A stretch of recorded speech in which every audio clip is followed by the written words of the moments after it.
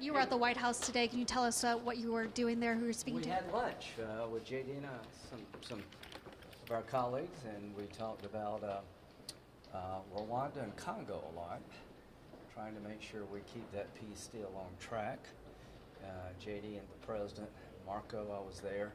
This is a major accomplishment, and Vice President Vance has really done a good job staying on top of this. And we're talking about, how can we move forward on healthcare? There's some bipartisan proposals being floated. I was in a meeting a couple of days ago, and I'm somewhat encouraged. I think there's a deal to be had here that would, prevent sticker shock for people, but also would address why it goes up so much so often, the fraud, empowering people. So we talked about that. Did the Vice President express openness to the potential of extending subsidies with some reforms? Well, I'm open to transitioning. I'm not going to extend this program in perpetuity.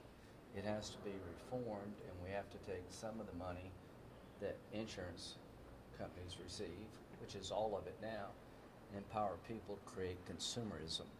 But the practical aspect is that HSAs would be hard to set up in a year.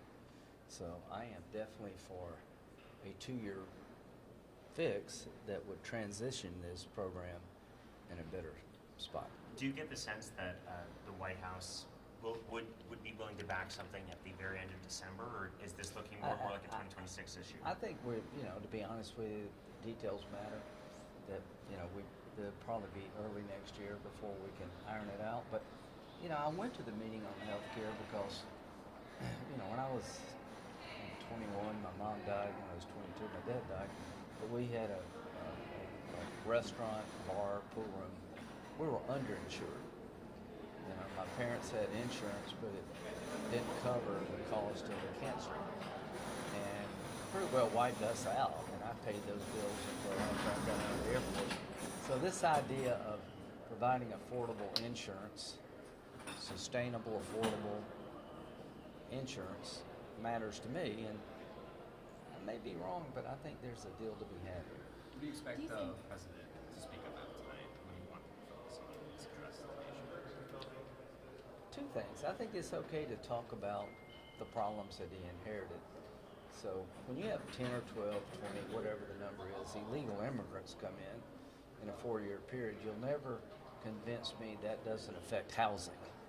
People are living somewhere. Demand went up, supply went down because of policies of Biden. Explain that, but give people hope that I can fix it.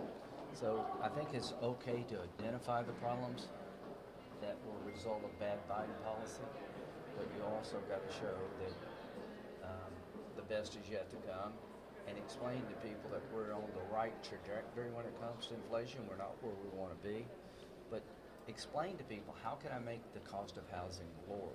What can we do? Healthcare. That's what I'm looking for, is identifying problems and providing solutions. It sounds like the 3-year extension and the discharge petition in the House is dead on arrival in the Senate. But I'm wondering, does the fact that this discharge petition is going through, that the House is going to take a vote, does that add momentum to the Senate getting worked on a bipartisan I hope product? it does. I mean, it's sort of a political decision by the 20. I mean, the politics of healthcare need to be focused on better outcomes. So what I would say, extending this program would be insane. It is enormously costly, and just to keep it in place as it is would be not wise. So there are reforms that we can do that a lot of Democrats would agree with. The income tax. I mean, why are you giving subsidies to people who make $300,000 a year? If you pay $5 a premium, everybody pays something. That means you're alive. A lot of fraud in the system. So I think there are things we can do. But that vote was a political vote by the 20. They're feeling the pressure.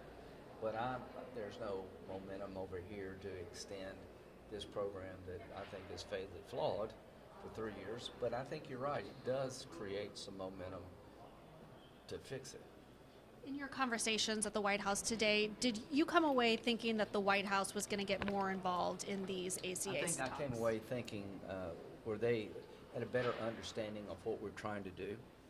And I think both parties need to try. Democrats may think this is their border issue, but I don't think so. I think the idea of extending the program where the insurance company gets all the money all the time is not good politics. I think the idea of letting the program go for people that make over $300,000 is probably not good politics. There's some things about letting it expire that are not good politics for us. So I think everybody has some political liability here, which may lead to a solution. But I don't think it's in our interest not to try. And quite frankly, I don't think it's in their interest not to try. Now, whether they get there, I don't know. Do you think the White House will get more involved, come to Capitol Hill for negotiations? We'll see how they go. But I think people at the White House were very interested in the ideas we're presenting. And you need to ask them, but I'm hoping that the White House, the Senate, and the House, but the White House and the Senate really, if we can pass a bill out of the Senate that gets 70 votes, I think it really helps get it through the House. So we'll see where the negotiations go, but I think it's incumbent upon us to present a plan to the White House that's bipartisan, that would address the problems we've all talked about, and then they can make a decision as to what they want to support or not.